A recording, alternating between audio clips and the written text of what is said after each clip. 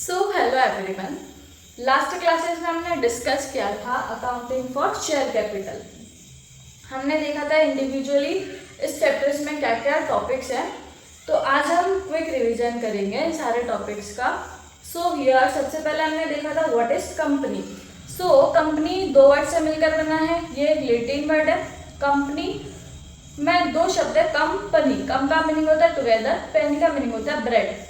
जब पुराने टाइम पे लोग साथ में बैठते थे, वहाँ पर जब वो डिस्कशन करते थे अपने बिजनेस से रिलेटेड, अपने फ्यूचर प्लानिंग से रिलेटेड और अपने इन्वेस्टमेंट डिसीजंस लेते थे, इंपॉर्टेंट डिसीजंस लेते थे, तो वो खाना खाते टाइम पे ये सब डिस्कशन करते थे। तो वहाँ से हमको वर्ड मिला कंपनी।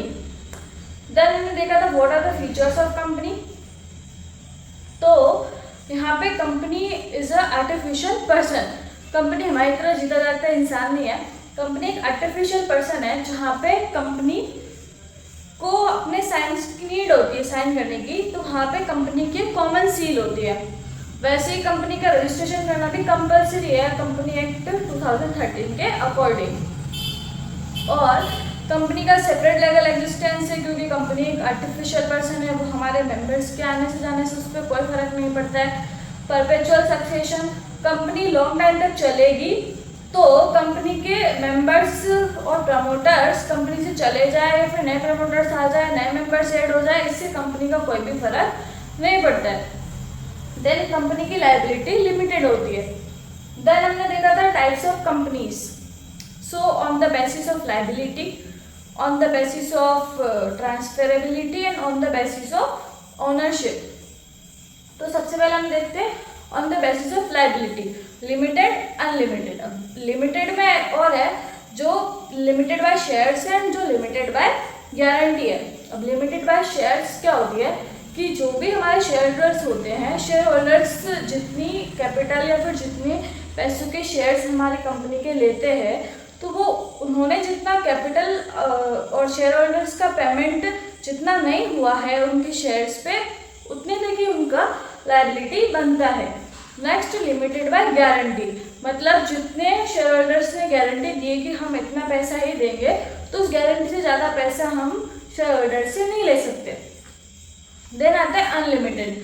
तो यहाँ पे कंपनी की लायबिलिटी अनलिमिटेड होती है। वैसे ही हमने देखा था कि on the basis of transferability. अब ट्रांसफरेबिलिटी के बेसिस पे हमने देखा था 3 types, private company, public company, 1% company. 1% company is also private company, but वहाँ पे जो मेंबर होता है वो एक ही होता है, मतलब एक अकेला व्यक्ति मिलकर कंपनी खोलता है। वो बोर्ड ऑफ डायरेक्टर्स मिनिमम 1 रख सकता है, मैक्सिमम 15 रख सकता है, और जो उसकी कैपिटल होती है उतने तक ही उसकी लायबिलिटी होती है।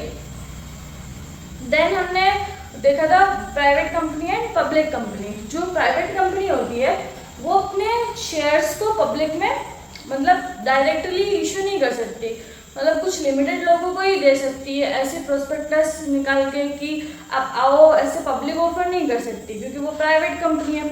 उसके नाम के आगे प्राइवेट लिखा होता है और मिनिमम मेंबर्स 2, मैक्सिमम 200, और board of directors minimum 2, maximum 15। वैसे ही यहाँ पे जो पब्लिक कंपनी होती है वो पब्लिक में ऑफर कर सकती है, उसको कैपिटल रेज करना थोड़ा सा इजी होता है पब्लिक कंपनी के लिए, और शेयर होल्डर्स को भी पब्लिक कंपनी में इन्वेस्ट करना आसान होता है। और जो कंपनी होती है इसके मिनिमम मेंबर्स इसमें होने चाहिए 7, और मैक्सिमम जितनी शेयर कैपिटल होती है उतने तक मैक्सिमम होते हैं। देन हमने देखा था on the basis of ownership. अब यहाँ पे होता है government company, non government company, holding company, subsidiary company. तो जो गवर्नमेंट कंपनी होती है, जो 51% शेयर्स किसी कंपनी के सेंट्रल गवर्नमेंट और स्टेट गवर्नमेंट ने होल्ड किए हुए हो, वो तो हो गई गवर्नमेंट कंपनी। जो गवर्नमेंट कंपनी नहीं है वो नॉन गवर्नमेंट कंपनी। होल्डिंग और सब्सिडरी, जो होल्डिंग कंपनी होती है वो सब्सिडरी कंपनी के 50% या उससे ज़्यादा शेयर होल्ड कर लेती है, मतलब सब्सिडरी कंपनी के शेयर होल्डिंग कंपनी 50% से ज़्यादा ले लेती है। और जो बोर्ड ऑफ डायरेक्टर्स होते हैं सब्सिडरी कंपनी के, उसमें भी उनको वोटिंग का राइट्स होता है, वो भी होल्डिंग कंपनी के पास आ जाता है, क्योंकि उसने 50% से ज़्यादा ओनरशिप ले ली है सब्सिडरी कंपनी की। तो जो 50% या उससे ज़्यादा शेयर्स ले लेती है वो तो होल्डिंग कंपनी, और जिसके लेती है वो सब्सिडरी कंपनी। नेक्स्ट हमने देखा था types of shares, equity shares, preference shares. जो इक्विटी शेयर्स होते हैं वो हमारी कंपनी के ओनर्स माने जाते हैं, और जो प्रेफरेंस शेयर्स होते हैं, प्रेफरेंस नाम से पता चलता है कि उनको कुछ ना कुछ प्रेफरेंस मिलती है, यानी कि जो प्रेफरेंस शेयर्स होते हैं इनको जो डिविडेंड रिसीव्ड का जब बात आती है तो इनको प्रेफरेंस शेयर्स को इक्विटी शेयर से पहले हमको डिविडेंड देना पड़ता है। और जब कंपनी डिसॉल्व होती है तो कंपनी जब पेमेंट करती है, रीपेमेंट करती है वापस, तो जो प्रेफरेंस शेयर्स होल्डर होते हैं इनको प्रेफरेंस मिलती है, उनको पहले पेमेंट मिलता है, उनकी एक फिक्स रेट होती है, उसी रेट पे हम उनको डिविडेंड देते हैं। देन हमने देखा था different types of preference shares, cumulative, non cumulative, convertible, non convertible, redeemable, irredeemable. तो जो क्यूमुलेटिव होते हैं उसमें ऐसा होता है कि ये क्यूमुलेटिव प्रेफरेंस शेयर्स है, अभी अगर हमारे पास प्रॉफिट नहीं है तो हम इनका प्रॉफिट कलेक्ट हो जाएगा, इकट्ठा हो जाएगा, और आने वाले सालों में जब भी प्रॉफिट होगा तब इनको प्रॉफिट दे देंगे, डिविडेंड दे देंगे। नॉन क्यूमुलेटिव कौन होते हैं? जो प्रॉफिट हम उनको बाद में नहीं दे सकते, इस साल प्रॉफिट हुआ है तो उनको डिविडेंड मिलेगा, बाकी नहीं मिलेगा। और कन्वर्टेबल जो एक टाइम के बाद इक्विटी शेयर्स में कन्वर्ट हो जाते हैं, जो इक्विटी शेयर्स में कन्वर्ट नहीं होते वो नॉन कन्वर्टेबल। देन हमने देखा रिडीमेबल और इरिडीमेबल। जो रिडीमेबल प्रेफरेंस शेयर्स होते हैं एक टाइम के बाद रिडीम करने पड़ते हैं, और जो इरिडीमेबल होते हैं वो जब कंपनी बंद होती है, डिसॉल्व होती है, तभी उनको रिडीम करना होता है। देन हमने देखा था जनरल एंट्रीज ऑफ हमारे शेयर्स के लिए कि जब कंपनी शेयर इशू करती है तो जो भी शेयर होल्डर्स होते हैं जिनको हमारी कंपनी में पैसा लगाना होता है तो वो क्या क्या एंट्रीज करते हैं, उसकी क्या क्या एंट्रीज होती है। जो शेयर होल्डर्स हमारे शेयर्स परचेज करना चाहते हैं वो पब्लिक ऑफर हम करते हैं, वहाँ से हमको शेयर होल्डर्स मिलते हैं और हम उनको शेयर्स देते हैं, उसके बदले में वो हमको पैसे देते हैं। तो जब वो पैसा हमको मिलता है तो हम ये बोलते हैं कि आप हमको पैसा दे दो लेकिन आप इंस्टॉलमेंट में भी पे कर देना। तो हम अप्लाई करते तो एप्लीकेशन पे पैसा आता है, फिर हम जिसको भी शेयर होल्डर्स बनाते हैं हमारी कंपनी में उसमें उस अकॉर्डिंग हम उनसे इंस्टॉलमेंट लेते हैं, allotment, first call, second call. तो हमको इंस्टॉलमेंट में पेमेंट मिलता है। फर्स्ट एंट्री हम करते हैं जब हमारे पास एप्लीकेशन के लिए पैसा मिलता है, bank account debit to share application. Then हम इसको कैपिटल में ट्रांसफर करते हैं, share application to share capital. तो बेसिकली एंट्री तो ये होती है bank account debit to share capital. यहाँ पे जो हमको शुरू में पैसा लगाने के लिए जो एंट्री करते हैं bank to share capital, entry यही होती है, बस थोड़ा सा तरीका डिफरेंट है क्योंकि इंस्टॉलमेंट में पैसा मिलता है। देन हमको अलॉटमेंट के लिए पैसा पहले ड्यू करना पड़ता है, फिर हमको रिसीव होता है। तो जब हम अलॉटमेंट के लिए पैसा ड्यू करते हैं तो करते हैं share allotment account debit to share capital, and then हमको रिसीव होता है bank account debit to share capital.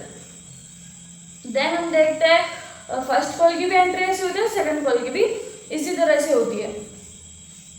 Then हमने देखा calls in arrear and calls in advance. If कोई शेयर होल्डर जो फर्स्ट कॉल का पेमेंट नहीं कर पाया या फिर कोई इंस्टॉलमेंट अलॉटमेंट का पेमेंट नहीं कर पाया, तो जब वो हमको पेमेंट करता है तो हम जब नहीं कर पाते तो हम कॉल्स इन अरियर लिखते हैं, तो हम उसकी एंट्री करते हैं bank account debit to calls in arrear.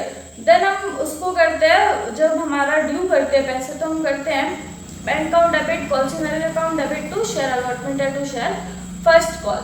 Then हमने देखा था कॉल्स इन एडवांस। तो जो कॉल्स इन एडवांस जब पहले रिसीव हो जाती है तब तो करेंगे bank to calls in advance, लेकिन जब वापस हम उसको ड्यू करते हैं तो हम एंट्री करेंगे bank account debit calls in advance account debit and to share allotment या फिर जो भी फर्स्ट कॉल जिस पे भी एडवांस का पैसा हमको मिला है। जो हमारा पॉलिसी नजर होता है, इस पे 10% की रेट से इंटरेस्ट लगता है, जो शेयर होल्डर्स होते हैं वो हमको देते हैं। और जो पॉलिसी एडवांस होता है इस पर 12% इंटरेस्ट हमको देना पड़ता है, क्योंकि हमारे पास एडवांस में पैसे मिले हैं, फिर हमको उसका जो पैसा होता है वो प्रॉफिट एंड लॉस अकाउंट से हम देते हैं। देन हमने देखा था फॉरफीचर ऑफ शेयर्स। अब कोई शेयर होल्डर्स ऐसा होता है जो एप्लीकेशन का पैसा दे देता है, अलॉटमेंट का दे देता है, और फर्स्ट कॉल का जैसे ही हमने ड्यू किया वो पैसा दे ही नहीं पाता। वो बोलता है कि मेरे पास पैसा नहीं है, तो हम उसको एक मौका देते हैं कि तुम सेकंड कॉल पे पैसा दे देना या फिर अगली इंस्टॉलमेंट पे पैसा दे देना। जब वो पैसा भी नहीं दे पाता, पुरानी इंस्टॉलमेंट भी नहीं भर पाता, नई इंस्टॉलमेंट भी नहीं भर पाता, तो कंपनी क्या करती है कि उसके शेयर फॉरफिट कर लेती है, मतलब अपने पास रख लेती है, कैंसिल कर देती है, और उसने जो भी पैसे दिए हैं वो भी वो रख लेती है। इसको बोलते हैं शेयर फॉरफिटेड। जो कंपनी होती है शेयर फॉरफिट जो करती है उनको री इशू भी कर सकती है। जब री इशू करती है तो उसके लिए हमारे पास पैसे मिलते हैं, जो बैलेंस बचता है फॉरफिट का उसको हम कैपिटल रिजर्व में ट्रांसफर करते हैं। नेक्स्ट हमने एक और देखा था sweat equity shares, ESOP, right shares, bonus shares. ये क्या होते हैं? जो बोनस शेयर्स होते हैं वो कंपनी जो उसके एम्प्लॉयज होते हैं और जो प्रमोटर्स होते हैं उनको फ्री में इशू करती है। जब कंपनी के पास अनडिस्ट्रीब्यूटेड प्रॉफिट बचते हैं तो कंपनी चाहती है कि वो उनके कैपिटल में ऐड हो जाए, इसलिए बोनस शेयर इशू कर देती है। जैसे कंपनी के पास 2 लाख का प्रॉफिट है, 1.5 लाख का प्रॉफिट, तो कंपनी ने डिस्ट्रीब्यूट कर दिया, 50,000 का प्रॉफिट अनडिस्ट्रीब्यूटेड बचा, तो जो अनडिस्ट्रीब्यूटेड प्रॉफिट बचा था उसको company as a bonus share दे देती है, और फिर बाद में जो बोनस शेयर के रूप में इशू करती है वो कंपनी की कैपिटल बन जाती है। देन आता है राइट शेयर, जो कंपनी के अभी प्रेजेंट में जो शेयर होल्डर्स है, विद्यमान जो कर्मचारी है, उनको कंपनी एग्जिस्टिंग शेयर होल्डर्स को कहती है कि हम आपको शेयर इशू करते हैं और आपको राइट है कि पहले हम ये शेयर्स आपको इशू करेंगे, क्योंकि कंपनी जब नई कैपिटल मतलब कंपनी को जब कैपिटल की नीड होती है और जब वो नए शेयर इशू करती है तो वो पहले उसके एग्जिस्टिंग शेयर होल्डर्स को इशू करती है कि आप पहले परचेज कर लो, इफ मार्केट रेट से कम में देती है। अगर वो नहीं करती तो फिर पब्लिक में इशू करती है। ESOP क्या होता है? जब कंपनी अपने शेयर होल्डर्स की जो अपने की भावनाओं को बढ़ाना चाहती है, एफिशिएंसी को बढ़ाना चाहती है, तो ESOP employ stock option plan होता है जिसमें कंपनी थोड़े मार्केट प्राइस से बिलो प्राइस में शेयर इशू करती है। देन हमारा था स्वेट इक्विटी शेयर्स। जो स्वेट इक्विटी शेयर्स होते हैं वो जब कंपनी इशू करती है तो जो कंपनी के एम्प्लॉयज और प्रमोटर्स होते हैं एक तो उन्हीं को इशू करेगी, कंपनी का नो हाउ जानने के लिए कि कंपनी में क्या चल रहा है। ऐसे में जो कंपनी जानना चाहती है कि उसकी कंपनी के एम्प्लॉयज सही से काम कर रहे हैं या नहीं कर रहे हैं, इंटेलेक्चुअल प्रॉपर्टी राइट्स देखने के लिए company sweat equity shares issue करती है। और जो अकॉर्डिंग टू सेक्शन 54 जो स्वेट इक्विटी शेयर्स होते हैं डिस्काउंट पर भी इशू किए जा सकते हैं। देन हमने देखा था कि सिक्योरिटी प्रीमियम का यूज़ कहाँ कहाँ हो सकता है। हम इसका बायबैक ऑफ शेयर्स के लिए कर सकते हैं, प्रीमियरली एक्सपेंसेस रिटर्न ऑफ करने के लिए कर सकते हैं। देन हमने देखा था कि जो डिस्काउंट होता है, जो कमीशन होता है, हम डिवेंचर और शेयर इशू करते हैं तो उसको रिटर्न ऑफ करने के लिए कर सकते हैं, बोनस शेयर इशू करने के लिए कर सकते हैं, premium on preference shares and debenture, इसके लिए भी हम जो सिक्योरिटी प्रीमियम है उसका पैसा हम यूज़ कर सकते हैं। एक हमने देखा था कि issue of share for consideration other than cash. यहाँ पे हमको शेयर इशू करते हैं, कोई एसेट्स या कोई कुछ परचेज करते हैं उसके बदले में हम शेयर इशू करते हैं। तो हियर आर द हमारा पूरा चैप्टर जो हमने लास्ट कुछ दिनों में पढ़ा था। अब हम इसके MCQ देखेंगे। इससे पहले मैंने सोचा कि हम रिवीजन कर लेते हैं। तो वीडियो अच्छी लगे तो लाइक शेयर एंड सब्सक्राइब, और डिटेल वीडियोस देखने के लिए लास्ट हमारे 7 डेज के वीडियोस चेक करें। Thank you so much.